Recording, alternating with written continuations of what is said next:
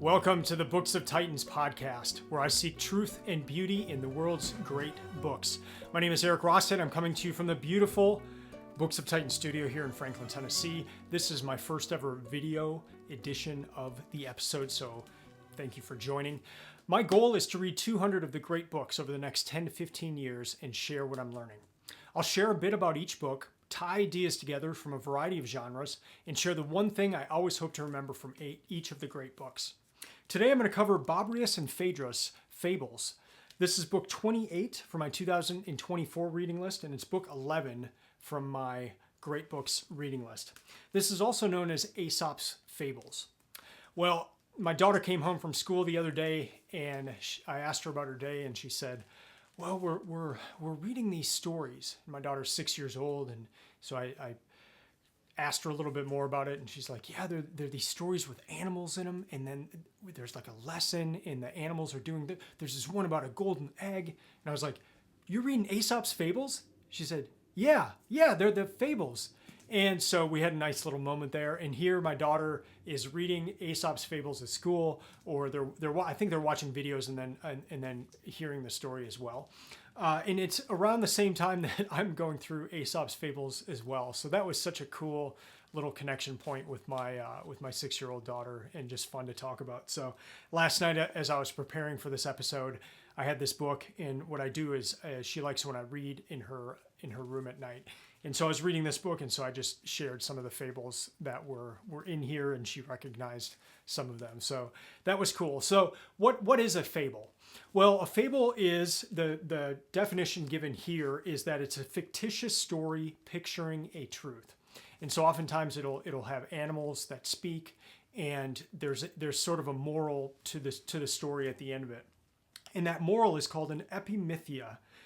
And it's usually, sometimes it'll be at the beginning, but most of the time it's at the end. And it's just kind of like, hey, look at the stupid thing that this person did, or this animal did, don't do that.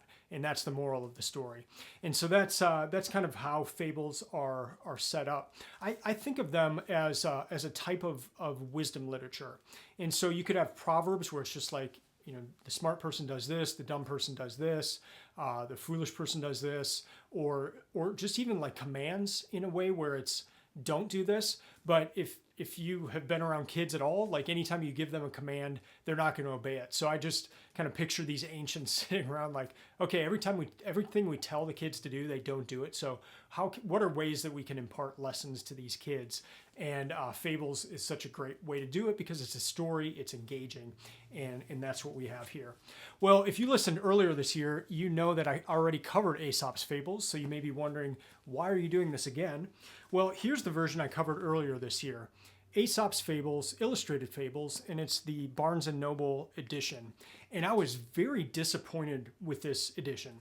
There are a few reasons. The first one is just that there's no introduction at all. So you get in, and I think it's just really meant for kids. So there's no introduction as like, what are these? Who was Aesop? Did Aesop write these? All that kind of stuff.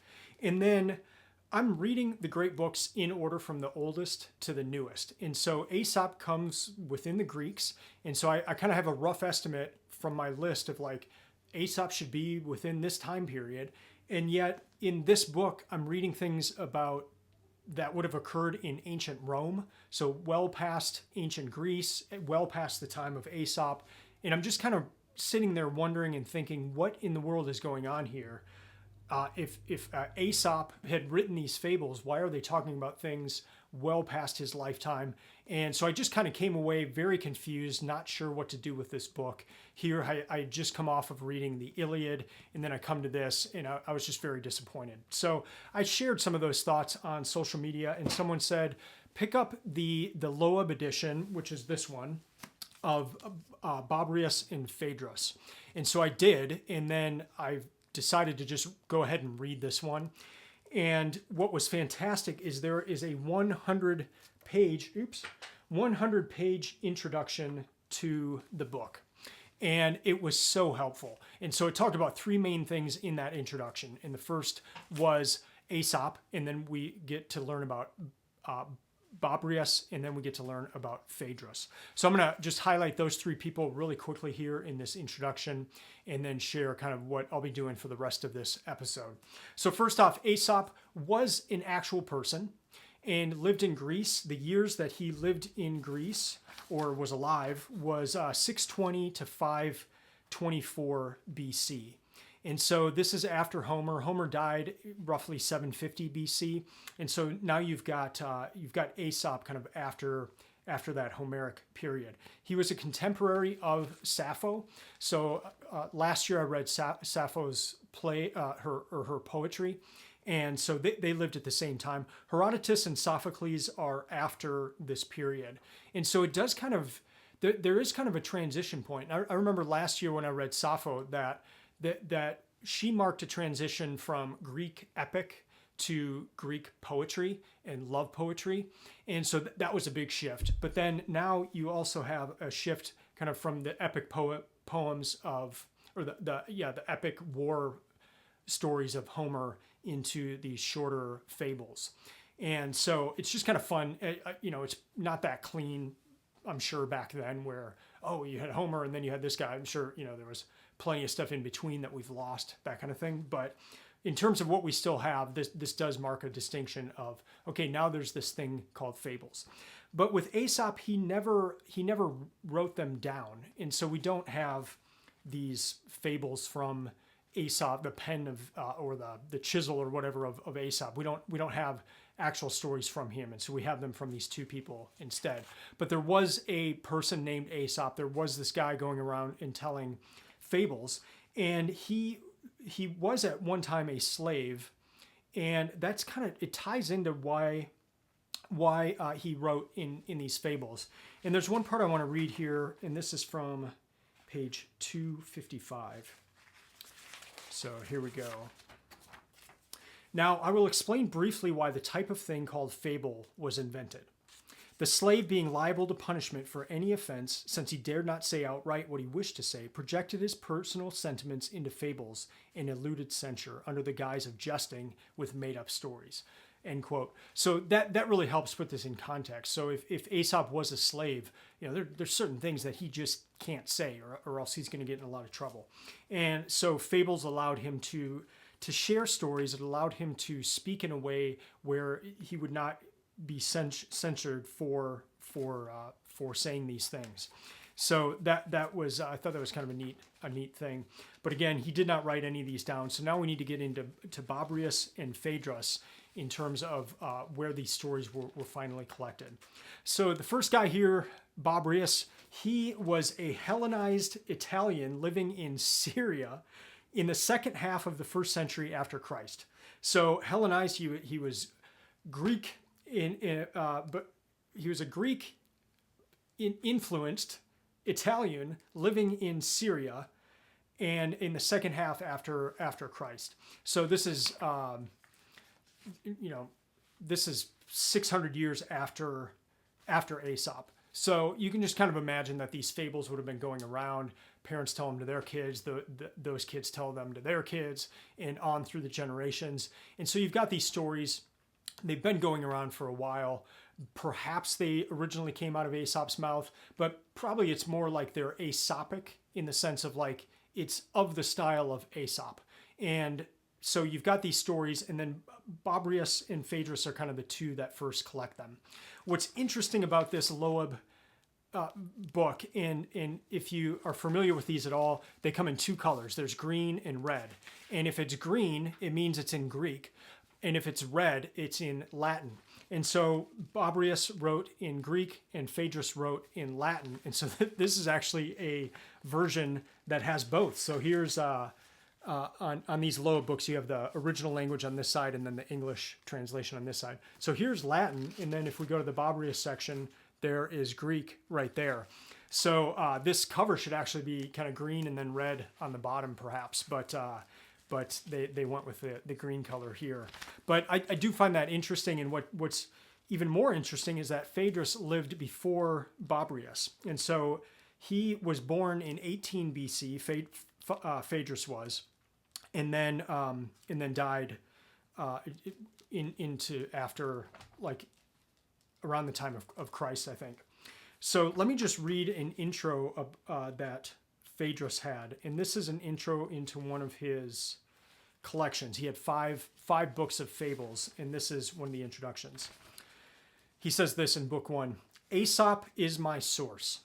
He invented the substance of these fables, but I have put them into finished form in Cenarian verse. A double dowry comes with this my little book. It moves to laughter and by wise counsel guides the conduct of life. Should anyone choose to run it down because trees are too are vocal, not wild beasts alone, let him remember that I speak in jest of things that never happened. So a lot going on there, just that Aesop is my source. And that's just an interesting thing to say 600 years later, but that's his muse in a sense. That's his guide here.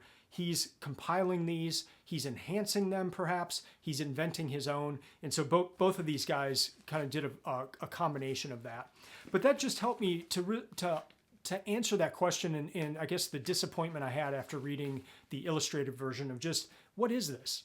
And so this book helped me to answer that, in that here are two guys that collected them, and they were actually working off of sources as well. They were working off sources that we no longer have. So some of those are mentioned here, and so we know they were working off that source. We just don't have access to that source. So kind of the original sources that we have are these two guys. What's also interesting though is that later on when people are compiling these fables, they wouldn't use these guys' names. They would use Aesop's names.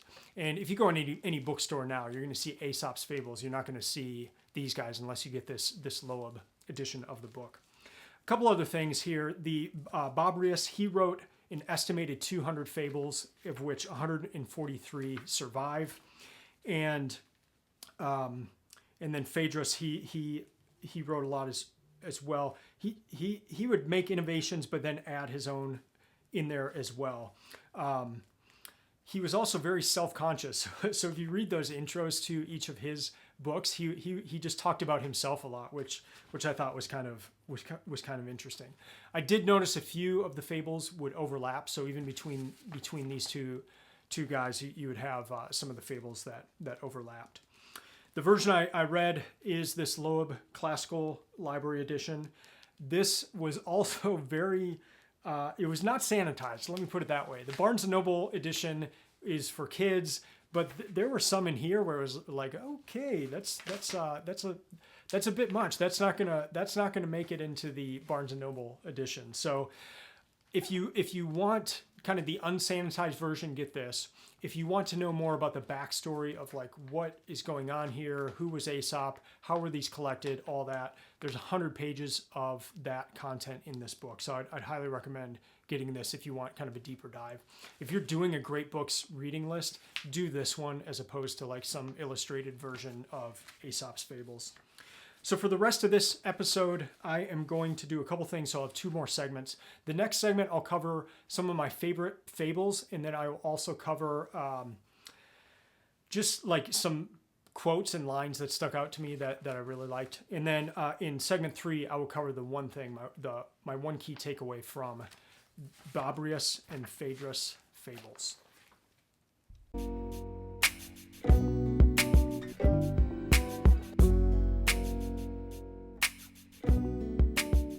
All right, here are a few fun introductions, and the first one here is about Aesop, and this just he must have had like the most interesting life.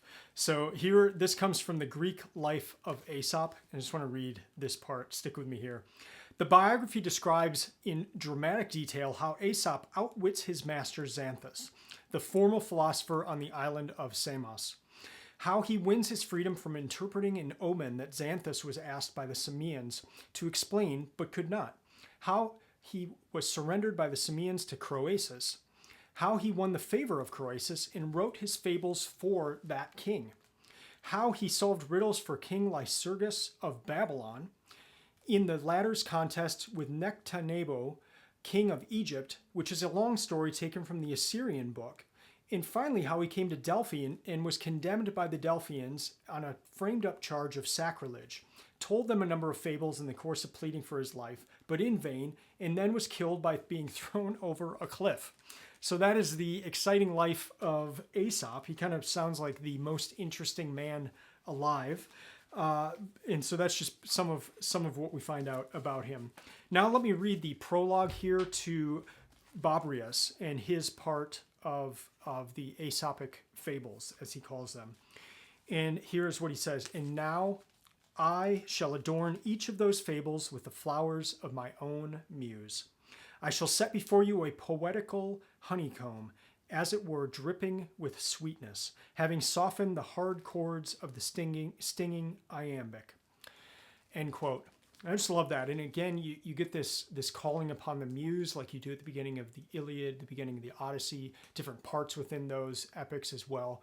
There's this you got to call for that inspiration. You got to call for that even 600 years after Aesop.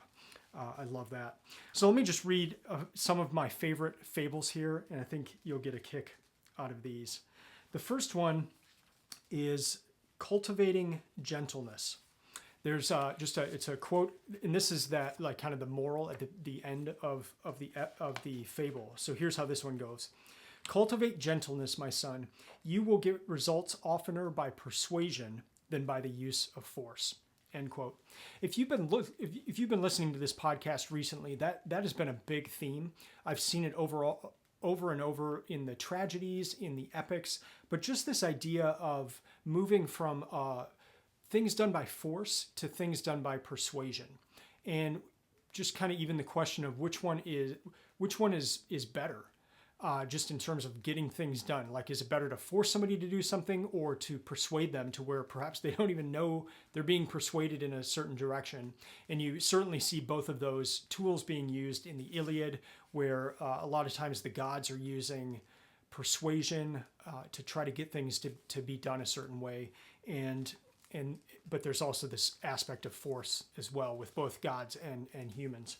So I just love that. Cultivate gentleness, my son. You will get results oftener by persuasion than by the use of force. Civilization is usually spoken of in a lot of these tragedy plays and that sort of thing, is when you make that shift from using force and relying on force to using persuasion. The next one is called Divide and Conquer. 3 bulls grazed always in each other's company. A lion waiting to prey upon them reckoned that he could not overcome the 3 together. With crafty words and slanders, he brought them into conflict one against another and made them enemies. Thus, by separating each one from his fellows, he made of each an easy meal.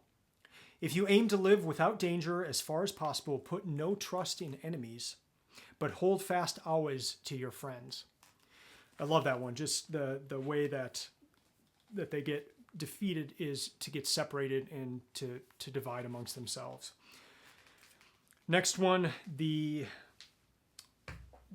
war and his bride. When the gods were marrying and each had been joined with a mate, after all the others came war, whose turn it was at last in the drawing of the lots. He married Insolence, who alone was left for him to take. The love he felt for her was most unusual, so they say, and even now he follows everywhere she goes. Let not Insolence ever come among the nations or cities of men, finding favor with the crowd, for after her straightway war will be at hand.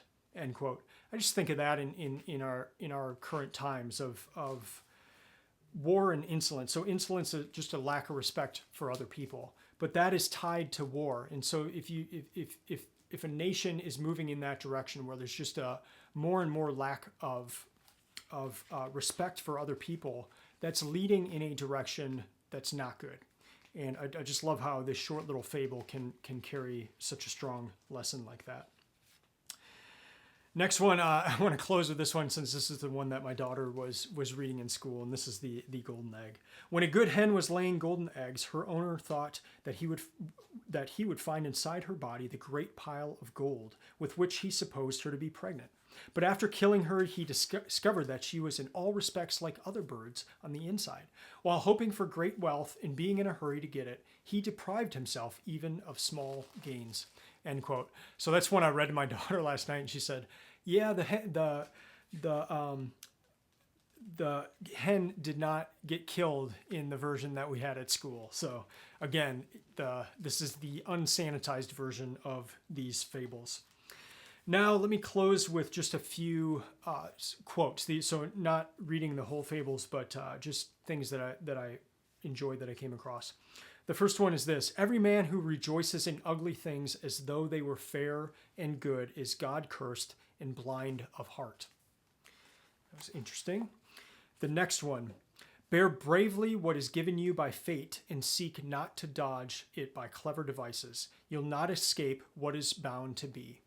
And that again is one of those morals at the end of the fable. But gosh, if the people knew this before the tragedies, I'm reading through the tragedies right now.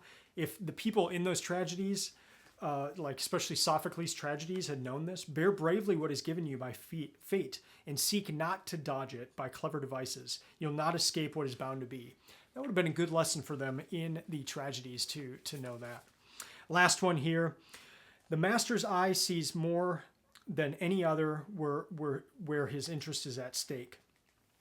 Just again, you'll get this huge story, and then kind of narrowed down to that last one, and I like that one. This one came from The Stag and the Oxen. Let me close out here with an epilogue that is from Phaedrus, and here's what he says at the end here. The Athenians set up a statue in honor of the gifted Aesop, and by doing so placed a slave on a pedestal of everlasting fame, that all men might know that the path of honor lies open and that glory is awarded not according to birth, but according to merit. I love that so much. I shared that one on Twitter. Let me read it one more time and close out this segment. The Athenians set up a statue in honor of the gifted Aesop, and by doing so placed a slave on a pedestal of everlasting fame, that all men might know that the path of honor lies open and that glory is awarded not according to birth, but according to merit. End quote.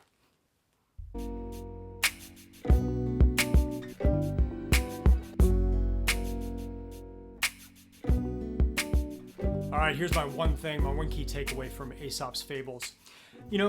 These are fun. You could kind of have these by your bed. You could have it there with your kid in your kid's room and just read one a night type thing. And there's great lessons. There are stories that you'll remember. There's stories that you've heard before. So there's a lot of good content and good stories, like engaging stories, and with great moral lessons in them. But my one key takeaway from this time of reading just has to do more with the overall Aesop's Fables and I guess digging deeper.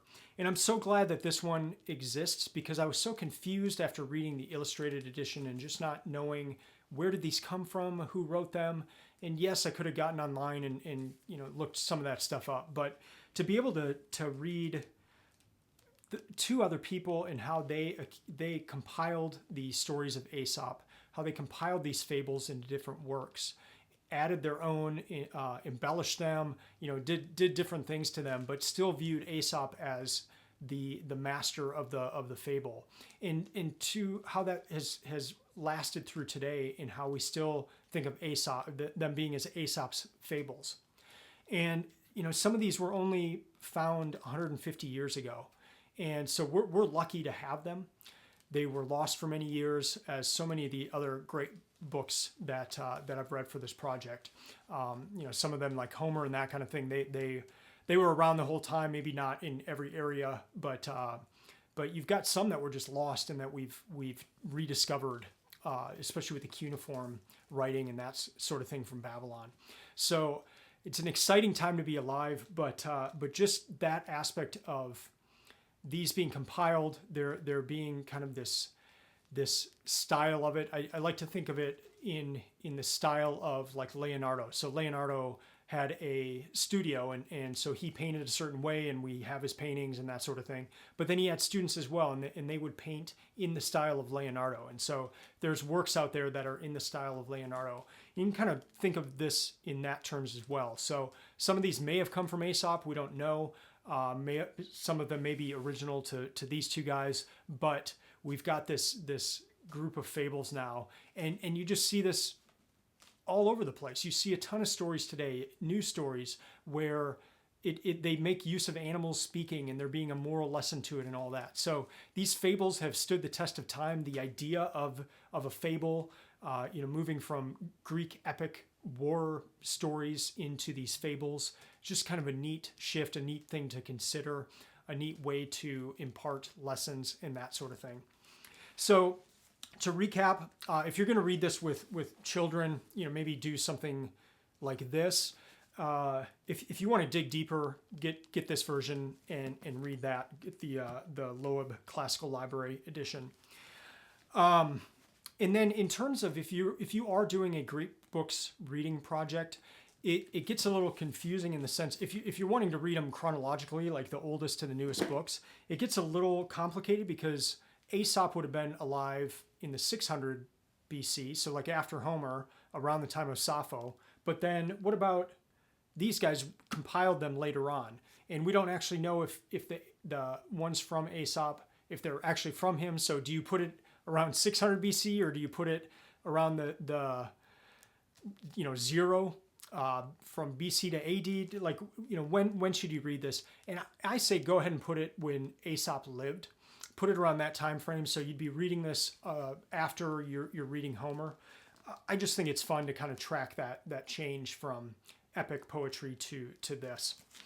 So that's going to do it for this episode. Thank you for listening. I just want to share quickly what I'm currently reading, and I'm going to pick these books up around here. So the first one is this. I'm finishing the Jason and the Golden Fleece by Apollonius of Rhodes. And this is just a fantastic story. I realized that I was missing a lot of this story. I kept seeing it pop up. So I just wanted to actually read it. I'm reading another one called The Bookshop. And we're reading this for, I'm a business manager at Landmark Booksellers in Franklin, Tennessee. And we're reading this as a staff. We're going to discuss it next week. This is awesome. If you're into bookstores, this is a fantastic book. And then I'm also reading the Iliad right now because I'm leading a reading group over the Iliad. And if this is one of my rules where I only read one book at a time. So right now I've got a bunch of books going. Kind of messes with my head. It's hard to I just like doing one book at a time, but just with different things I've got going on, I'm doing multiple books here. So trying to finish them as quickly as I can so I can kind of get back to that one book at a time thing. But it's been a lot of fun. So thank you for listening. I am on Substack now. So if you're getting value out of this podcast, I'd love it if you return that value. And so on Substack, I've got 3 different options. One is just a $5 a month. So basically the price of a cup of coffee just once a month. Another one is $99 per year, and then another one is $500 per year. So if you have gotten value, you want to return that would bless me so much. It'd help me buy books that are part of the Great Books Reading Project, help me feed my family and all that kind of stuff. I'll be back next week. I will probably be covering the Jason and the Golden Fleece book. Can't wait to tell you about that one because the story is just so awesome. I'm also on Instagram and Twitter, and that's just at Books of Titans. And then I have a website, so booksoftitans.com will take you right to that Substack where the podcast is and where I write posts. If you're more interested in the reading lists that I've had, that's at books.booksoftitans.com. I've got every reading list I've had going back to 2017. I have how long it took me to read each book and just different tools and resources there. So check all of those out. Until then, keep reading, keep listening, and keep thinking. I'm out.